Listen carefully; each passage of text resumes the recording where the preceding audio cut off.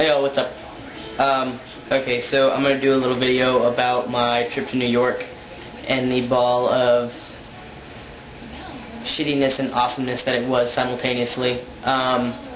Day one, you know, everybody's kind of in shitty moods because we had to be at the airport at 6 o'clock in the morning and we traveled all day, and being stuck in airplane seats and layovers just isn't any fun. So we get to my hotel room and my mom is pissed at me. Everything that has gone wrong all day is apparently my fault. And I knew it would be that way going in, but I didn't think it would be that extreme. I sat quiet all day long. My sister says one thing to me, and I say something smart-ass back to her, and my mom just tears me a new asshole. I'm like, really? Seriously? Whatever. So, we get into the room, and I look out, and this was the view from my hotel room.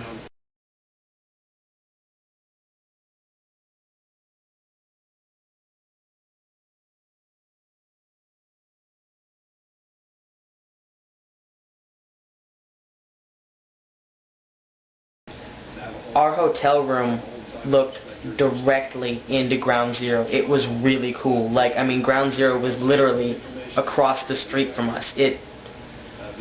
It's just crazy to see the amount of destruction that happened because there's still mangled metal down there. They're still finding body parts. But anyway, so we go out to get something to eat and walk around New York a little bit because we got to the hotel room at like 7 or 8 or something like that. And so we go get something to eat, and, you know, we kind of do the family, let me rephrase that, everybody else kind of does the family hanging out in Grandma and Grandpa's room, and I went in there and it was made pretty clear that I was making things awkward, so I just went back to the room and, you know, chilled. So we're all tired, so we go to sleep at like 9:30, and my sister and I are sharing a bed, which is fine because I expected it to be like, you know, a queen-size bed. In New York, a queen-size bed is like a full-size bed. They're tiny. So, being that I hadn't slept the night before at all, I lay down and out, cold. I wake up and my sister is bitching at me. My mom is bitching at me because apparently I didn't stay on my side of the bed all night, blah, blah, blah, blah. And my sister knows from past family trips that if you kick me, I'll roll back over to my side of the bed. I always sleep on the same side of the bed. So then the second night, my sister gets this second ottoman thing from my grandparents' room and makes a pseudo bed out of, get down, the chair and 2 ottomans, and sleeps there, and life is good. And it rained every day we were in New York except for Friday. We did all kinds of things or whatever. The second day we went to Canal Street and I wanted to kill my mom and my sister. They ran off with some guy who was selling real purses for dirt cheap. I mean, it is New York and Canal Street, that's what they do. But they disappeared for like 45 minutes and nobody could get a hold of them. They wouldn't answer their phones, they wouldn't call us back. We were legitimately freaking out. And they come back and come to find out that they had gone with this strange guy through locked door after locked door into basements and down some stairs and up some stairs. They had no idea where the flying they were or how to get out of where they were. Not to mention the locked doors. And they went alone. Are you kidding me? Anyway. So, you know, we did all the standard tourist things and whatnot. I don't really need to go into that. I mean, everybody knows what you do in New York. But I watched my dad and mom and dad pay for everything for Ben, which is my sister's boyfriend. And my mom and my dad keep going on and on to me about how great Ben is and how much they like him. And I told myself when I decided I was going that I was just going to keep my mouth shut while we were there. Just sit down, shut up, be present. Because my theory was that my presence would make my presence more accepted as time went on. And I was under the impression that things were getting better and better as every day went on. I mean, yeah, sure, Grandpa wouldn't talk to me, but Grandma was talking to me. And on the last day, Grandpa kind of made eye contact with me once in like a glancing type thing as he was saying something to me. But it was eye contact for that long. I'll take it. It's an improvement. Anyway, so it's like the day before we leave. and I've watched my parents pay for everything, and my mom's telling, you know, anytime any stress comes up, my mom's like, this is your fault, blah, blah, blah. I mean, I wouldn't even have anything to do with what was going on, but instantly it was my fault. Whatever. So, we're down in Times Square, and I watched my dad pay for something for Ben. I don't remember what the fuck it was. And we're in the middle of, like, we are on Broadway, right in front of Broadway Theater, and it was all poetic and dramatic, because, like, my dad said something to me, and I said, that's enough. And he's like, what? I said, I've listened to you, and it was just me and my dad, and I can talk pretty candidly with my dad. And I was like, I have listened to you all week long go on and on about how great Ben is and watched you pay for everything for him. Just quit. And so he's like, you're being selfish. I said, excuse me? How the fuck am I being selfish? Like I said, I've watched you pay for this all week, and how many times have you told me how great he is, and you don't want a goddamn thing to do with my partners. You don't want to know them. Mom said Sam couldn't come because I'm not taking a stranger on vacation, to which I told her, and whose fucking fault is that? How many times have I called y'all and asked, do you want to go for dinner? Can Sam come over? Blah, blah, blah, blah. So my dad, he just kind of stands there stunned, and I said, look, here's the deal. Y'all go do what y'all want. I'm going to walk around Times Square, people watch, enjoy the sights and sounds and scenes and smells and foods and all that good stuff. And he's like, no, you're not. He's like, you are a young lady.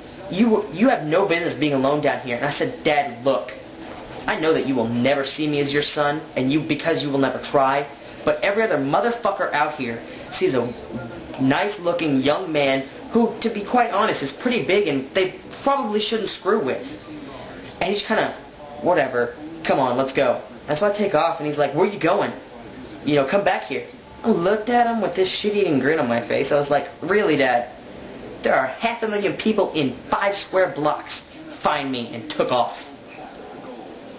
And so I take off, and I'm on my own for about an hour, and I decide I have to take a leak, so I walk down to the subways and walk into a bathroom to take a leak, right? And I'm at the urinal, I'm doing my thing, I zip up, and as I'm walking out, my grandpa walks in. I didn't say anything, I just kept walking, didn't make any eye contact. And that was really the only issue I had with the bathrooms the whole week. I mean, yeah, it kind of sucked having to time my excretion needs around everybody else's, but it wasn't as awful as I thought it might be. It sucked, but it was okay. Anyway, so like 3 hours later, and I'm still hanging out around Times Square, and my dad called me. He was like, where the hell are you? I said, I know how to ride a subway. I know how to get back to the hotel. When I'm ready to get back to the hotel, you'll see me then. So he's like, whatever. So he hangs up the phone, and about an hour later, I decide, getting kind of tired. I guess I'll go back. So I go back, and I go into the hotel room, and everybody was in my grandparents' room except my mom. My mom corners me and starts going off about, I told you not to go into the bathroom when anybody else is in there. How dare you go into the bathroom when Grandpa was there? I told you, just ripping me a new asshole. And I said, look, that was freak chance of fate. I walked in there on my own, did my thing, and Grandpa was walking into the same bathroom on Times Square out of how many thousands of bathrooms have to be in that area. I said, it's not my fault. I didn't say anything. I didn't even look at him. I just walked out like I was already on my way to do. So, anyway, I was under the impression all week that things got a lot better with my family. And then I was talking to my mom, and she was like, I knew I shouldn't have taken you. I knew I shouldn't let you go, blah, blah, blah. And I was like, Mom, was there any awkwardness? Really? I mean, seems to me things got a lot better. And I don't know if it's my mom being dramatic, or if she's lying to me, or if it's the truth. I don't know. But she was like, there's a lot that went on that you didn't know about. And when I press her for information, she's like, I don't want to talk about it. Which only, I have no idea. But anyway, aside from the family shit, I had a lot of fun in the motion sickness. I had a lot of fun in New York. There's a lot of really cool stuff to do out there. Plus, I could just sit and people watch out there for hours and hours. I would really like to plan a trip there and not do a single tourist thing and just walk up one street and down the other for like 2 weeks to see if I can see all that is New York. Because I'm done eating pizza.